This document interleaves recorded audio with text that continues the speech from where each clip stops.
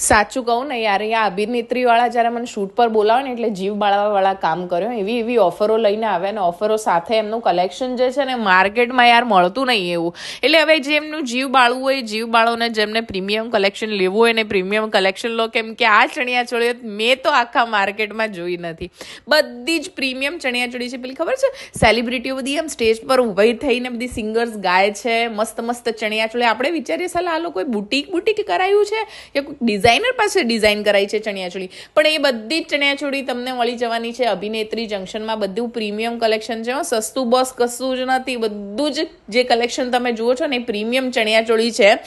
અને 5-6 હજારથી આ ચણિયાચોળીઓ શરૂ થઈ જાય છે. કલેક્શન બહુ સારું છે. સસ્તી ચણિયાચોળી પણ તમને અભિનેત્રી જંકશનમાં તો મળી જ જવાની છે.